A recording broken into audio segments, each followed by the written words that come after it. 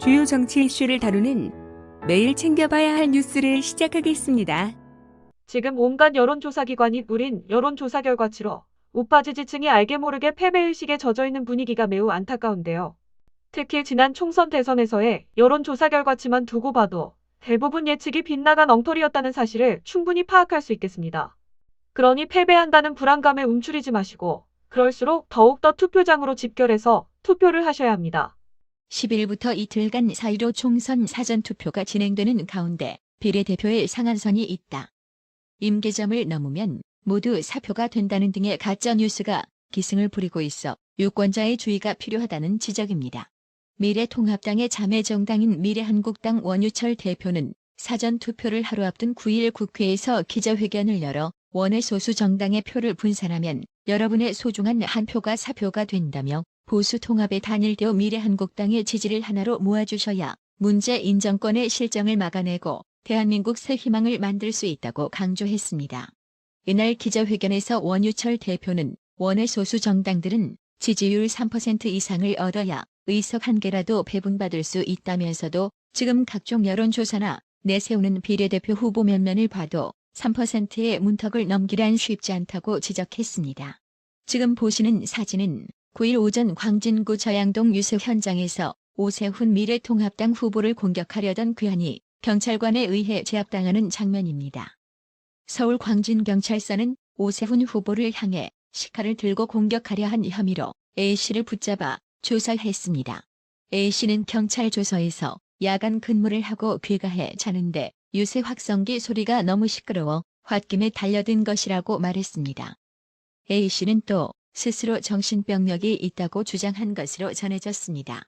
이해찬 대표가 지난 6일 김어준의 다스베이다에 출연해 녹화해놓고 8일 공개한 영상에서 통합당과 미래한국당에 대해 옛날에 조폭들이 발에 착하게 살자고 문신을 했듯이 미래당은 무슨 미래당이냐며 지금까지 해온 게 전부 다 발목 잡기에 토착외구 그런 것 아니냐고 말한 바 있습니다.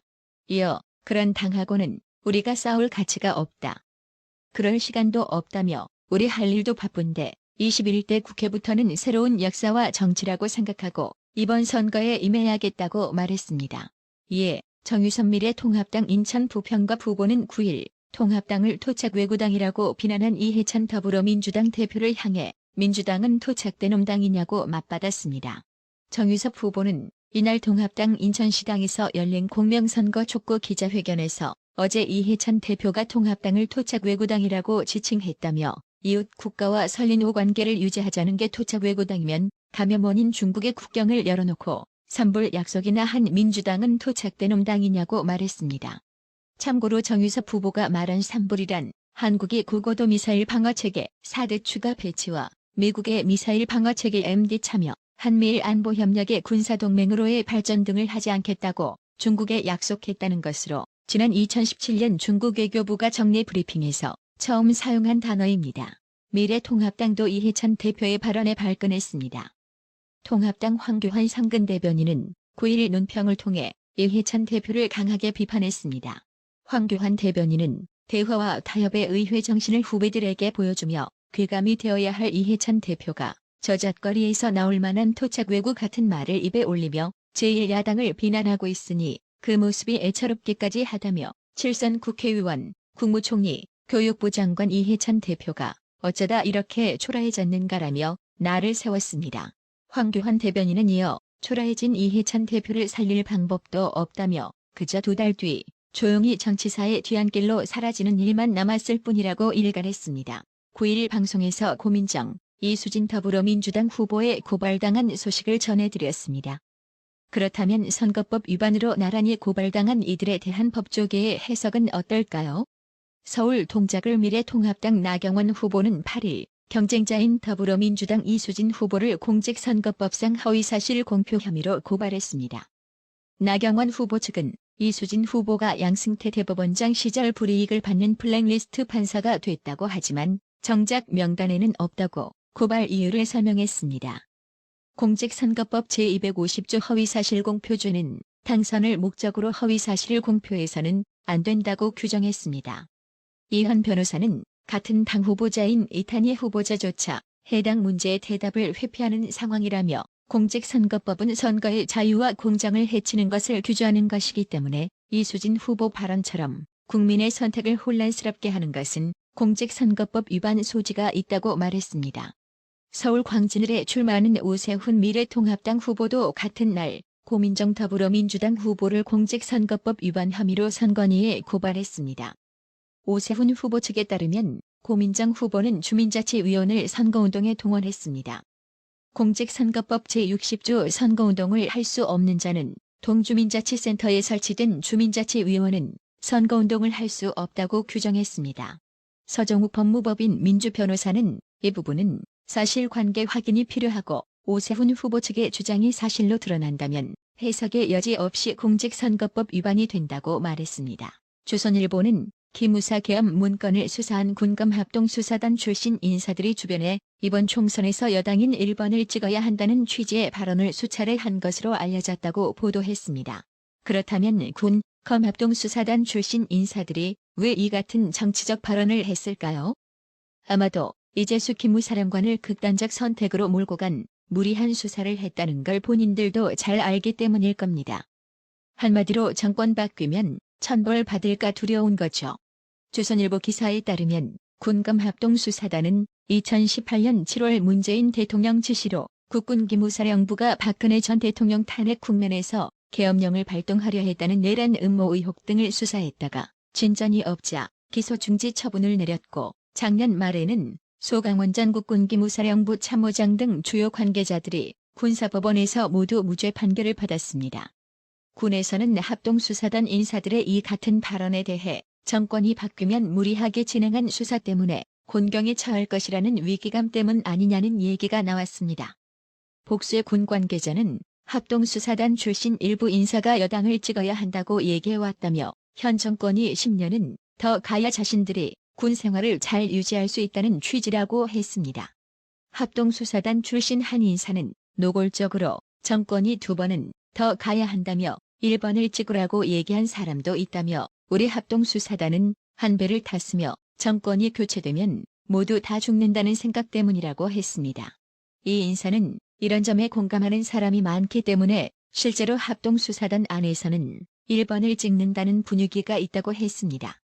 이와 관련 한 군 관계자는 합동수사단 인사가 1번을 찍어야 한다고 수차례 얘기하길래 처음엔 농담인 줄 알았다며 하지만 계속 반복해 진지하게 말이 나오고 내부적으로도 그런 얘기를 반복적으로 한다고 해 놀랐다고 했습니다.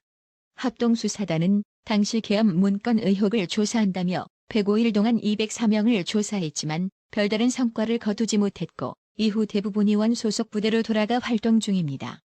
군은 공소 유지를 위해 일부 인력만 배치해 합동수사단을 운영 중입니다. 군 안팎에서는 합동수사단 인사들의 이러한 발언에 대해 계엄 문건 수사가 무리했음을 자인한 것이라는 얘기가 나왔습니다. 군 관계자는 군에서는 계엄 문건이 애초에 큰 문제가 되지 않을 사안인데 청와대 화명으로 무리한 수사가 진행됐다는 인식이 있다며 불안감이 큰 건 이해되지만 자칫 공무원의 정치적 중립 의무 위반으로 문제가 커질 수 있다고 했습니다. 이에 대해 합동수사단 고위직을 지낸 인사는 사실이 아니며 있을 수 없는 일이라며 당시 군은 법과 원칙에 따라 철저한 수사를 진행했다고 했습니다. 동료를 자살로 내몰아놓고 심히 양심 없는 저급한 발언입니다. 진짜 법과 원칙에 따라 철저히 수사를 했는지 아니면 청와대 하명에 맞춤식 정무적 판단에 따라 수사를 했는지는 네 입이 아닌 정권 바뀐 제3자의 입장에서 이 문제를 다시 판단할 날이 올 겁니다. 윤석열 검찰총장의 최측근 간부와 한 방송사 기자 간 유착 의혹과 관련 여당뿐 아니라 청와대 일각에서도 조국 수사 때부터 줄곧 정치 행위를 하고 있는 윤석열 검찰의 실체가 드러났다는 반응이 나오고 있다고 합니다. 진짜 한심하기 짝이 없는 내로남불의 극치를 보여주고 있는데요. 김태우 수사관이 청와대 민간인 사찰 의혹을 폭로할 때 여당은 청와대와 입장을 같이 하면서 김태우가 자신의 비위를 덮기 위해 물귀신 작전을 쓴다면서 범죄자의 말에 휘둘린 정치 공세를 중단하라는 입장을 밝혔습니다. 김태우 수사관의 폭로에 범죄자의 말에 휘둘린 정치 공세라고 말했던 작자들이 MBC에 제보한 자의 전과 경력과 친문 성향이 드러났는데도 청와대와 여당에서 이런 소리가 나오는 것 자체가 무슨 빌미를 만들어 꼬투리 잡는 지극히 정치적 행위를 하는 거죠. 오히려 경찰과 언론의 유착관계, 즉 경원 유착을 걱정해야 하지 싶은데요. 윤석열 검찰총장 부인 김건희 씨가 언급된 도이치모터스 주가 조작 의혹 내사 보고서를 뉴스타파에 넘긴 경찰관 A씨에 대해 경찰이 수사에 착수했습니다. 9일 경찰청 관계자는 보도가 나간 뒤 민감용 경찰청장이 유출 경위를 파악하라고 지시했다며 감찰만으로는 사실관계를 정확하게 확인하는 데 한계가 있어 수사로 전환했다고 밝혔습니다. 경찰은 수사를 통해 A씨와 뉴스타파의 접촉 경로 및 유출 범위, 대가성 등을 확인할 방침입니다. 수사는 서울지방경찰청 지능범죄수사대가 맡았습니다. 앞서 뉴스타파는 경찰의 내부 보고서를 입수해 지난 2월 경찰이 도이치모터스 주가 조작 의혹과 관련해 2013년 윤석열 총장의 아내 김건희 씨를 내사했다고 보도한 바 있습니다. 도이치모터스는 독일 자동차 브랜드인 BMW의 국내 딜러사입니다. 뉴스타파는 경찰 내부 보고서에 김건희 씨가 주식시장의 선수로 불리던 이모 씨에게 보유하고 있던 도이치모터스 주식을 일임하고 10억 원이 들어있던 신한증권 계좌를 맡겼다는 내용이 담겼다고 보도했습니다. 이를 토대로 뉴스타파는 김건희 씨가 주가 조작의 전주 역할을 했다고 주장했습니다. 반면 경찰 관계자는 뉴스타파가 보고서 내용을 오독해 김건희 씨가 연루됐다고 오보를 낸 것으로 보인다. 김건희 씨는 내사 대상자가 아니었다며 관련 문건에 김건희 씨가 언급되기는 했지만 내사하진 않았다고 보도 내용을 부인했습니다. 지금 검찰이 라임 사건 수사에 총력을 모으자 갑자기 친문제 인파로 분류된 법무부 차관 김호수를 금감원장으로 내려꽂을 거라는 말들이 나오는데요. 지금 대한민국 경제가 바닥을 치고 있는 상황에서 금융의 문외 안에 속하는 김호수를 금감원장에 꽂으려는 의도에 악취가 고약하게 풍깁니다. 김호수가 금융에 대해 좀 아나?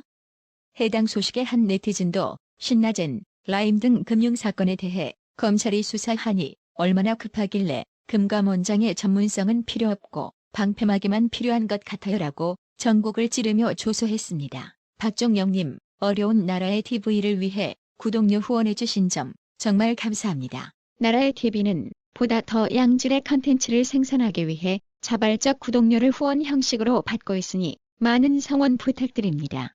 구독 그리고 알람 설정, 뉴스 영상 내용이 좋았다면 좋아요를 클릭해주세요.